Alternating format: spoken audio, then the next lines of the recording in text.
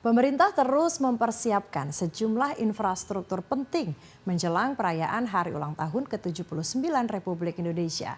Terkini, pemerintah memastikan konstruksi 14 rumah susun untuk aparatur sipil negara di Ibu Kota Nusantara segera rampung. Ya, untuk membahas hal ini kami sudah terhubung dengan pengamat tata kota Nirwono Yoga. Selamat pagi Pak Nirwono. Halo. Selamat pagi Mas Arif, selamat pagi Mbak Cica, apa kabar Selamat pagi, ya? Pak. Selamat pagi Pak. Ya. Ya Pak, kita lihat progres IKN saat ini. Menurut Bapak seberapa jauh progres pembangunan infrastruktur dasar di IKN saat ini Pak? Apakah target-target utama telah tercapai sesuai dengan rencana awal nih Pak?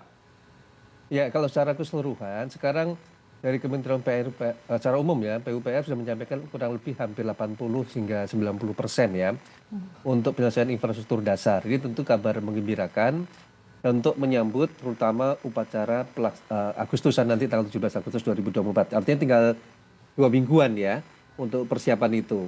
Nah, tentu yang menjadi catatan adalah tadi dengan selesainya rumah susun misalnya tadi, apakah ASN yang akan ikut dalam upacara tadi akan segera datang atau berpindah ke IKN atau tidak. Ini yang pertama. Karena kalau kita lihat kan masih dalam tahap persiapan terutama rumah susunnya itu air bersih dan listrik ya. Ini tentu menjadi vital karena kalau tidak ada listrik dan air bersih bisa dipastikan rusun belum bisa siap dihuni.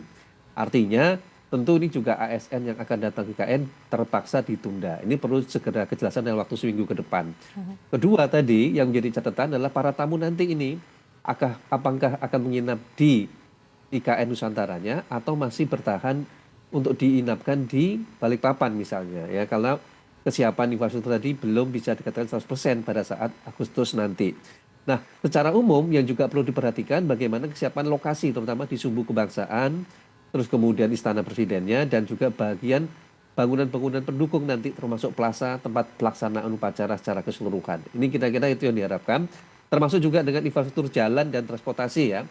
Yang kalau kita lihat secara umum nanti dalam waktu 1-2 minggu ke depan ini harus sudah siap 100%. Kira-kira itu catatannya. Ya, Pak Nirwono, sebetulnya bagaimana sih Anda menilai kesiapan IKN ini untuk menyambut gelombang pertama kepindahan ASN dan sebetulnya kendala-kendalanya apa aja sih Pak? Ini yang membuat target ini tadi seperti Bapak sebutkan bahwa dalam Agustus besok tidak bisa mencapai 100% begitu Pak? Ya, ada 3 kendala di lapangan ya. Yang pertama tentu kita terkait dengan cuaca ya. Karena cuaca di lapangan juga bisa dikatakan hujan ya beberapa waktu ini sehingga tentu pelaksanaan di lapangan agak berkurang kecepatannya. Ini tentu berpengaruh terhadap progres pelaksanaan pembangunan. Tentu dalam kondisi seperti itu akan lebih aman kalau pekerjaan tadi tidak terlalu bisa cepat ya kondisinya. Itu yang pertama. Ya. Kedua juga yang menjadi masalah utama air bersih sebenarnya ya. Terutama air bersih tidak hanya di sekitar IKN-nya sendiri, bagaimana juga kawasan di sekitarnya juga air bersih tadi tercukupi. Pada saat persiapan juga harus mengantisipasi banjir nih terutama Mbak Cica Mas Arif. Karena kalau tidak ini juga menjadi catatan kalau sampai umpamanya tadi sekitar kawasan IKN-nya banjir. Ini tentu bukan berita yang bagus. Nah, ketiga yang tidak kalah penting tentu adalah kondisi polusi udara ya. Kalau kita lihat sekarang ini kan di tengah musim kemarau pelaksanaannya juga cukup intensif ya. Polusi udara juga kemarin menjadi masalah utama di lapangan. Nah, 3 hal ini perlu segera dipastikan. Karena apa? Pada saat menjelang 1 minggu misalnya, pada saat para tamu sudah mulai berdatangan, kemudian tim dari Jakarta sudah bersiap-siap untuk upacara, tentu pelaksanaan konstruksi agak turun ya, karena semuanya harus fokus dulu kepada persiapan pelaksanaan 17 Agustus. Nah, dengan demikian yang realistis, sisa pekerjaan yang belum bisa dituntaskan tadi baru bisa dikejar pasca 17 Agustus sampai dengan Desember 2024. Ya baik, berarti tadi 3 utama ya Pak ya, ada hujan, banjir dan juga polusi gitu Polusi Pak. Lalu udara. bagaimana kesiapan infrastruktur pendukungnya Pak, seperti transportasi publik, fasilitas kesehatan dan pendidikan untuk menyambut HUT kemerdekaan di IKN ini? Apakah sudah siap untuk membantu pelaksanaannya Pak? Ya, secara umum kalau kita lihat koordinasi dengan pemerintah daerah terutama ya, untuk fasilitas pendidikan dan kesehatan bisa dikatakan sudah cukup memadai. Nah, yang jadi catatan ada 2 justru. Pertama adalah infrastruktur jalannya ya, yaitu jalan terutama dari Balikpapan ke IKN Nusantara. Ini tentu kita harapkan dengan selesainya kemarin jalan tol dan juga jembatan bisa dapat segera difungsikan. Dan yang kedua yang tidak kalah penting terutama transportasi. Kalau kita bicara konsep awalnya adalah seluruh kendaraan yang masuk ke kawasan Nusantara harus ramah lingkungan ya, terutama menggunakan kendaraan listrik. Nah, tentu ini perlu ada area parkir khusus nanti itu. Saya membayangkan tamu dari luar Nusantara, umpamanya dari Balikpapan, Samarinda, begitu masuk ke kawasan zona 1 atau KIPP, kendaraan yang non listrik tadi itu harus parkir. Nah, di dalam kawasan Nusantara perlu ada semacam bis feeder untuk mengantar ke kawasan upacara termasuk ke kawasan Subuh Kebangsaan. Ini yang menurut saya perlu persiapan matang karena pertimbangan utamanya adalah terutama jalannya dan yang kedua adalah area parkir dan tentu adalah dukungan transportasi listrik terutamanya kendaraan bis listrik yang memasuki kawasan Nusantara. Ini kira-kira yang saya harapkan dalam waktu 1 minggu ke depan sudah benar-benar siap ya karena harus segera dioperasionalkan dengan mulai datangnya beberapa tamu dari Jakarta terutama. Kira-kira itu catatannya. Pak Nirwono, kalau tadi kita sudah Ya. membahas kesiapan untuk HUT kemerdekaan di sana, kemudian sejauh ini seperti apa pemerintah telah melibatkan masyarakat lokal di sekitar IKN dalam proses pembangunan IKN ini sendiri, Pak Nirwono, dan bagaimana Ya. dampaknya terhadap komunitas lokal di sekitar wilayah IKN? Betul, ada 3 masalah nih Mbak Cica yang jadi catatan kami terutama untuk masyarakat lokal ya, terutama ini Mas Arief.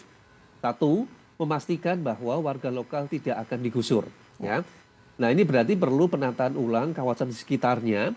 Jadi yang ditata tidak hanya di KIPP-nya saja, kawasan inti pusat pemerintahan, tapi bagaimana umpamanya yang terdekat itu desa Sepaku ya, yang juga ikut ditata kawasan desanya, tetapi kawasan desa yang modern sehingga apa? Dia nanti ditatanya setara dengan kawasan KIPP-nya tadi. Jadi jangan sampai timpang ya antara penataan di desa Sepaku dengan di kawasan inti pusat pemerintahan. Itu yang pertama. Yang kedua yang tadi dengan tidak akan digusur berarti harus pastikan dulu bagaimana terutama sertifikat lahannya ya. Jadi kepemilikan lahan harus benar-benar dipastikan supaya mereka tidak akan digusur. Kalau mereka sudah punya sertifikat kan lebih aman ini tentunya. Ketiga, terutama SDM ini bagaimana kualitas SDM masyarakat di sekitar IKN itu juga dapat terserap dalam pembangunan konstruksi di IKN. Termasuk nanti kalau sudah mulai beroperasi kantor pemerintahan misalnya. Jangan sampai justru masyarakat lokal menjadi penonton nih Mbak Cica ya. Dengan semakin seringnya dengan semakin masifnya pembangunan tadi justru kita berharap warga lokal itu sebagai pelaku utama dalam kegiatan konstruksi, kegiatan pengelolaan kotanya ini penting sekali. Kira-kira itu. Ya baik, berarti pembangunan pun juga harus melibatkan masyarakat dan komunitas lokal ya Pak ya, agar tidak Ya, terjadi betul hal-hal sekali, yang Mas tidak Adi. inginkan ya. Baik, kita beralih ke terkait dengan perpindahan ASN nih Pak. Kalau menurut Bapak Pak, apakah perpindahan ASN ke IKN pada tahun depan ini sudah dipersiapkan dengan matang nih Pak, baik dari segi logistik maupun sosialisasi kepada para ASN. Mengingat saat ini banyak sekali informasi bahwa ini terkesan terburu-buru nih Pak untuk berpindah ke IKN Pak. Ya, betul. Ini sebenarnya ada 3 yang menurut saya juga perlu dipastikan oleh pemerintah sekarang dan terutama untuk pemerintahan baru ya. Begini, sampai dengan Desember 2024 direncanakan oleh Menpan terutama ada sekitar 6.000 ASN yang akan dipindahkan ke Nusantara ya. Tetapi ini juga menjadi catatan adalah pada saat nanti setelah terutama pasca upacara kemerdekaan di Oktober nanti, apakah pusat pemerintahan baru dan berarti pemerintahan baru nanti akan segera berkantor di Nusantara seterusnya ya.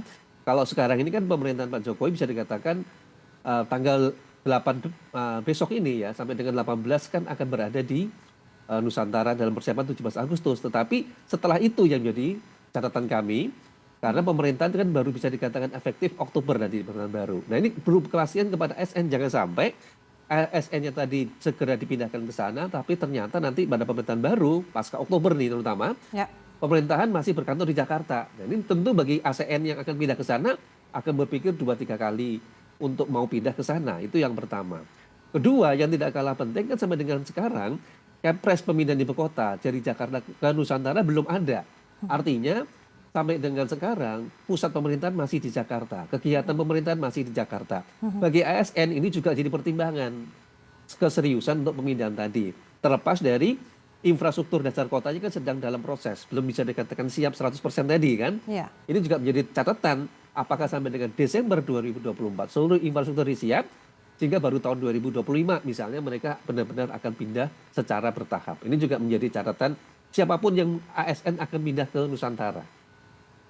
Baik, Ya. baik Pak Nirwono, bagaimana Anda melihat potensi masalah yang mungkin timbul ini dari perpindahan ASN ke IKN, seperti misalnya adaptasi terhadap lingkungan baru dan ketersediaan layanan publik.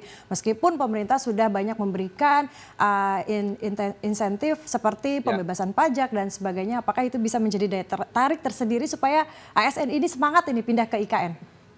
Ya, yang perlu menjadi catatan adalah ini kan tidak sekedar pindah ya. Jadi ada tahapan beradaptasi ya antara para pendatang dengan warga lokal yang kalau dalam jangka panjang perlu dikelola dengan baik sehingga tidak terjadi semacam pergesekan ya antara pendatang dengan warga dalam kehidupan sehari-hari terutama ya.